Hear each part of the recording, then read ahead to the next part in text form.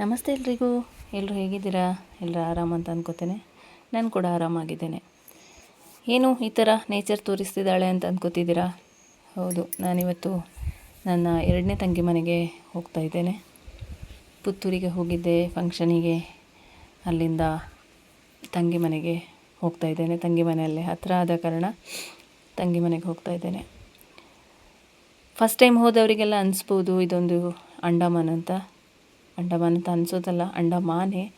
ದೊಡ್ಡ ಗುಂಡಿಯಲ್ಲಿದೆ ಮನೆ, ಹಾಗಾಗಿ ಅದು ಅಂಡಮಾನ್ ಅಂತ ಅನಿಸೋದ್ರಲ್ಲೇನು ತಪ್ಪಿಲ್ಲ. ಎಲ್ಲ ಬೆಟ್ಟ ಗುಡ್ಡ ಅದರ ಮಧ್ಯದಲ್ಲಿ ಈ ಥರ ಮನೆ. ತುಂಬ ಗೇರು ಬೀಜದ ಹೂಗಳನ್ನ ಬಿಟ್ಟಿದೆ. ಗೇರು ಬೀಜದ ಮರಗಳೇ ಜಾಸ್ತಿ ಇರೋದು ಈ ಸೈಡ್. ದಕ್ಷಿಣ ಕನ್ನಡ ಅಂತ ಹೇಳಿದರೆ ಗೇರು ಬೀಜದ ಮರಗಳು ಜಾಸ್ತಿ ಇದೆ. ಇಲ್ಲಿ ಕೂಡ ಹಾಗೇ ಇದೆ. ನನ್ನ ತಂಗಿ ಮಲ್ಲಿಗೆ ಕೃಷಿ ಮಾಡ್ತಾಳೆ. ಬೆಳಿಗ್ಗೆ 4 ಗಂಟೆಗೆಲ್ಲ ಎದ್ದು ಮಲ್ಲಿಗೆದು ಮೊಗ್ಗು ತೆಗೆದು ಮಾಲೆ ಮಾಡಬೇಕು. ಮಲ್ಲಿಗೆ ಗಿಡಕ್ಕೆ ನೀರು ಹಾಕ್ತಾ ಇದ್ದಾಳೆ ನೋಡಿ. ಇದು ಸ್ವಲ್ಪ ಹತ್ತಿರದಿಂದ ಸಹ ವಿಡಿಯೋ ಮಾಡಿದ್ದೇನೆ. ಇದೀಗ ಮೇಲಿಂದ ಮಾಡಿರೋ ವಿಡಿಯೋ. ನಾನು ಸ್ವಲ್ಪ ನೇಚರ್ನ ಕ್ಯಾಪ್ಚರ್ ಮಾಡೋಣ ಅಂತ ಹೇಳಿ ವಿಡಿಯೋ ಮಾಡಿದೆ. ಅಡಿಕೆ ತೆಂಗು ದಕ್ಷಿಣ ಕನ್ನಡದ ಕೃಷಿ, ಹಾಗಾಗಿ ನನ್ನ ತಂಗಿ ಮನೆಯಲ್ಲೂ ಅದೇ ಇದೆ, ಅಡಿಕೆ ತೆಂಗು. ಕಾಡು ಹೂವು ಆದರೆ ನೋಡೋಕ್ಕೆ ಚೆಂದ ಇತ್ತು. ಕಾಡಲ್ಲಿ ಆಗುವಂಥ ಹೂಗಳು. ದಕ್ಷಿಣ ಕನ್ನಡದಲ್ಲಿ ಮಂಗಳೂರು ಮಲ್ಲಿಗೆ, ಉಡುಪಿ ಭಟ್ಕಳ ಮಲ್ಲಿಗೆ ಎಲ್ಲ ತುಂಬ ಫೇಮಸ್ಸು. ತುಂಬ ಪರಿಮಳ ಇರುತ್ತೆ. ಒಂದು ಮದುಮಗಳನ್ನು ರೆಡಿ ಮಾಡಬೇಕಿದ್ರೆ 1-2-3 ಸಾವಿರದ ಮಲ್ಲಿಗೆನೇ ತಗೊಳ್ಳೋರು ಇದ್ದಾರೆ ನೋಡಿ. ಇದೆಲ್ಲ ಮಲ್ಲಿಗೆದು ಗಿಡಗಳು. ನೋಡು, ಮಲ್ಲಿಗೆ ಈಗಾಗಲೇ ತೆಗೆದಾಗಿದೆ. ಮೊಗ್ಗುಗಳನ್ನ ಕಟ್ಟಿ ಮಾಲೆ ಮಾಡಿ ಕೊಡಬೇಕವಳು. ಒಂದು ಅಟ್ಟಿ ಅಂತ ಹೇಳ್ತಾರೆ, ಅದಕ್ಕೆ ದಿನಕ್ಕೊಂದು ರೇಟ್ ಇರುತ್ತೆ. ಮಲ್ಲಿಗೆದು ಗೊತ್ತಿರುತ್ತೆ ಊರಿನವರಿಗೆಲ್ಲ. ನೋಡಿ ಎಷ್ಟು ಮೊಗ್ಗು ತೆಗೆದು ಮಾಲೆ ಮಾಡ್ತಿದ್ದಾಳೆ.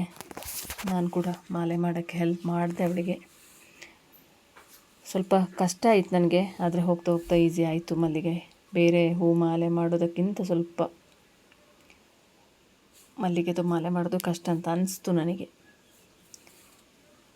ತುಂಬ ಪರಿಮಳ ಈ ಹೂಗಳು ಅರಳಿದ ಮೇಲೆ. ಇದು ನಿನ್ನೆದು ಹೂವು, ಅರಳಿದ್ದು ಕೂಡ ತೆಗೆದಿದ್ದಾಳೆ.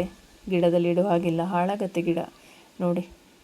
ಇದು ಇಂಥದ್ದು ಇನ್ನೂ 2 ಸೇರಿದರೆ 4, 1 ಅಟ್ಟಿ ಆಗುತ್ತೆ 4 ಸೇರಿದರೆ. ಹಾಗೆ ವೀಳ್ಯದೆಲೆ ಮಾಡಿದ್ದಾಳೆ, ಇದನ್ನ ಕೂಡ ತೆಗೆದು ಮಾರ್ತಾಳೆ. ಮನೆಯಲ್ಲೇ ಇರೋ ಕಾರಣ ಈ ಥರ ಸಣ್ಣ ಪುಟ್ಟ ಕೃಷಿ, ಮಲ್ಲಿಗೆ ಎಲ್ಲ ಮಾಡ್ಕೊಂಡಿರ್ತಾಳೆ ಮನೆಯಲ್ಲಿ. ಬಸಳೆ ಸಾರಿಗೆ ಆದರೆ ಅಷ್ಟೊಂದು ಚೆಂದ ಇಲ್ಲ ಅಂದ್ಕೋತೇನೆ. ನಮ್ಮ ಬಸಳೆ ಎಷ್ಟು ಒಂದೆಲಗ ಬೇಕಾದಷ್ಟು ಇದೆ. ಬೆಳಿಗ್ಗೆ ಬ್ರೇಕ್ಫಾಸ್ಟಿಗೆ ನನಗೆ ರೊಟ್ಟಿ ಮಾಡಿಕೊಟ್ಲು ನೋಡಿ. ಸಾರಿಸೋ ರೊಟ್ಟಿ. ನಮ್ಮ ಮನೇಲಿ ಇಂಥ ತವನೇ ಇಲ್ಲ, ಕಟ್ಟಾಗಿದೆ. ನನಗಿಷ್ಟ. ಊರಿಗೆ ಹೋದಾಗ ಮಾತ್ರ ಈಗ ತಿನ್ನೋಕ್ಕಾಗೋದು ಇಂಥ ರೊಟ್ಟಿನ. ಅದು ತುಂಬ ರೋಸ್ಟ್ ಆಗಿರಬೇಕು, ಚೆಂದ ಇರುತ್ತೆ ತಿನ್ನೋಕ್ಕೆ. ಇನ್ನೂ ತೆಳ್ಳಗೆ ಅಮ್ಮ ಮಾಡಿಕೊಡ್ತಾರೆ ಈ ಥರ ರೊಟ್ಟಿನ. ರೊಟ್ಟಿ ಮತ್ತು 38 ತುಂಬ ಟೇಸ್ಟ್. 38 ಕಾಯಿ ಚಟ್ನಿ ಸಹ ಮಾಡಿದ್ಲು ನೋಡಿ. ಗಟ್ಟಿ ಚಟ್ನಿ ಜೊತೆಗೆ ರೊಟ್ಟಿ. ಇದು ಮನೆ ಮೇಲೆ ಹೋಗಿ ತೆಗೆದ ವಿಡಿಯೋ.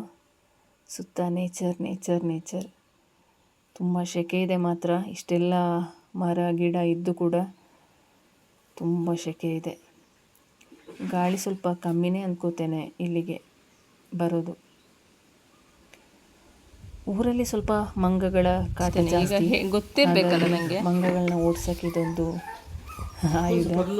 ಸುಮ್ಮನೆ ಇದಕ್ಕೆ ಪಟಾಕಿ ಕೊಲ್ಲೋದು ತಪ್ಪು, ಹಾಗಾಗಿ ಓಡಿಸ್ಲಿಕ್ಕೆ ಒಂದು ಪ್ರಯತ್ನ ಅಷ್ಟೇ.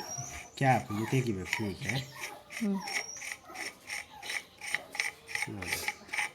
ಈಗ ಕಬ್ಬಿನದ್ದು ಸಹ ಕಬ್ಬಿನದ್ದೇ. ಹೀಗೆ ಇದು ತಗೊಂಡು ನೆರು ಮರ ನೋಡಿ, ಇದು ಹೀಗೆ ಮಾಡಿ ಬತ್ತಿಯನ್ನು ಹೀಗೆ ಮಾಡಿ ನೋಡಿ, ಹೀಗೆ ಹಾಕೋದು, ಹೀಗೆ ಪಟಾಕಿ ನಿಂತಿದ್ದ ಇಲ್ಲಿ ಬತ್ತಿ ಹೊರಗೆ ಬರಬೇಕು. ಮತ್ತೆ ಇದನ್ನು ಹೀಗೆ ಕರೆಕ್ಟಾಗಿ ಹಾಕೋದು, ಹಾಂ, ರಾಂಗ್ ಥ್ರೆಡ್ ಹೋಗಬಾರ್ದು ನೋಡಿ, ಹೀಗೆ कितने बोलते वाइस में कट करते ನೋಡಿ. ಇದು ಹೀಗೆ ಆಯ್ತಾ? ನಾಯಮ್ಮಿ ದೇವಿಯನ್ನು ಹೊಂತೆಮಿ ಭಾವಚಕ್ ಇದರಲ್ಲಿ ಇದು ಇದು ಬೆಂಕಿ ಮಾಡುವಂಥದ್ದು. ಬನ್ನಿ ಅಲ್ಲಿ ನೋಡ.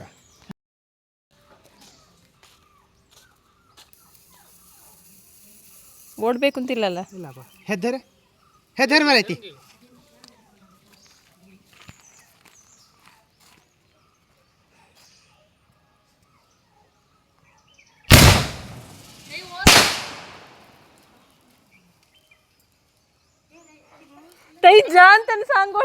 ಮಂಗಗಳನ್ನು ಓಡಿಸೋಕ್ಕೆ ಖಂಡಿತ ಇಂಥದ್ದು ಉಪಯೋಗ ಆಗತ್ತೆ, ಸಾಯಿಸೋದಕ್ಕಿಂತ. ಅಲ್ಲಿಂದ ತಂಗಿ ಡ್ರೈವಿಂಗ್ ನಂದು ಕಲಿತೆ ಬಿಟ್ಲು ಡ್ರೈವಿಂಗ್ನ. ನಾವು ಎಲ್ಲರೂ ಸೇರಿ ಅಲ್ಲಿಂದ ಹೊರಟ್ವಿ. ನಾನು ಕೂಡ ಕಲಿಬೇಕು ಅಂತ ಆಸೆ ಆಗ್ತಿದೆ ಇವಳು ಡ್ರೈವಿಂಗ್ ಮಾಡೋದನ್ನ ನೋಡಿದರೆ. ಓಮಿನಿ ಡ್ರೈವಿಂಗ್ ಮಾಡ್ತಿದ್ದಾಳೆ. ನಾನು ಆದಷ್ಟು ಬೇಗ ಡ್ರೈವಿಂಗ್ನ ಕಲಿಬೇಕು. ನನ್ನ ಈ ವಿಡಿಯೋ ಖಂಡಿತ ನಿಮಗೆ ಇಷ್ಟ ಆಗುತ್ತೆ ಅಂತ ಅಂದ್ಕೋತೇನೆ. ಇಷ್ಟ ಆದಲ್ಲಿ ಲೈಕ್, ಶೇರ್, ಕಮೆಂಟ್ ಎಲ್ಲ ಇರಲಿ. ಫಸ್ಟ್ ಟೈಮ್ ನೋಡಿದರೆ ಸಬ್ಸ್ಕ್ರೈಬ್ ಮಾಡಲಿಕ್ಕೆ ಮರಿಬೇಡಿ. ಖಂಡಿತ ನಿಮ್ಮ ಸಪೋರ್ಟ್ ನನಗೆ ಹೀಗೆ ಇರಲಿ. ಮತ್ತೊಂದು ವಿಡಿಯೋ ಜೊತೆ ಮತ್ತೆ ಸಿಗ್ತೇನೆ. ನಿಮ್ಮ ಪ್ರೀತಿಯ ಜ್ಯೋತಿ. Thank you.